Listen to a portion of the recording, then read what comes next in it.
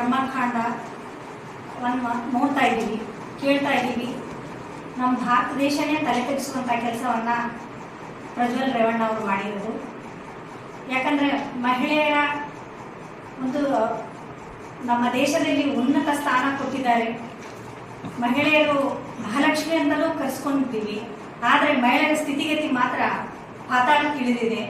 ಇವತ್ತು ಎಲ್ಲ ಕಡೆಗೂ ನೋಡಿದರೆ ಅತ್ಯಾಚಾರಗಳು ನಡೀತಾ ಇದ್ದಾವೆ, ದೌರ್ಜನ್ಯಗಳು ನಡೀತಾ ಇದ್ದಾವೆ, ಕಿರುಕುಳ ಜಾಸ್ತಿ ಆಗ್ತಾ ಇದೆ, ಸಾವು ನೋವುಗಳು ಜಾಸ್ತಿ ಆಗ್ತಾ ಇದ್ದಾವೆ.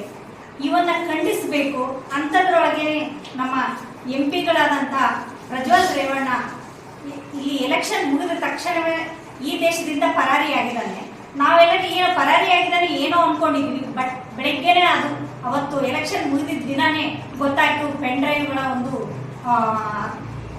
ಡ್ರೈವಿನ ಒಂದು ದುರ್ಘಟನೆಗಳು ಏನೇನು ನಡೆದಿದ್ದಾವೆ ಮಹಿಳೆಯರ ಮೇಲೆ ಅನ್ನೋದು ಒಂದೊಂದೊಂದೊಂದು ಪೆನ್ ಡ್ರೈವ್ ನೋಡಿದಾಗ ಎಲ್ಲರಿಗೂ ತಲೆ ತಿರುಗಿ ಬಿದ್ದಂತಾಯಿತು.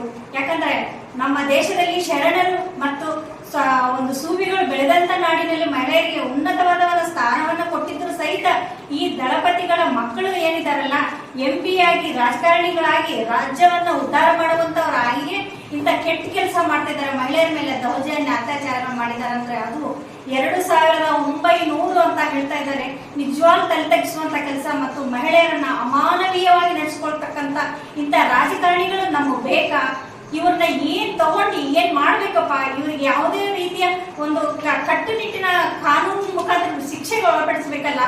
ಅದಕ್ಕಂತಾನೆ ನಾವು ಏನ್ ಮಾಡ್ತಾ ಇದೀವಿ, ಅಖಿಲ ಭಾರತ ಜನವಾದಿ ಮಹಿಳಾ ಸಂಘಟನೆಯಿಂದ ಅವ್ರಿಗೆ ಶಿಕ್ಷೆಯನ್ನ ಸರ್ಕಾರ ಕಟ್ಟುನಿಟ್ಟಿನ ಕ್ರಮ ಕೈಗೊಂಡು ಶಿಕ್ಷೆಗೆ ಒಳಪಡಿಸಬೇಕು. ಆತ ಹೊರದೇಶಕ್ಕೆ ಹೋಗಿದಾನಲ್ಲ, ಆ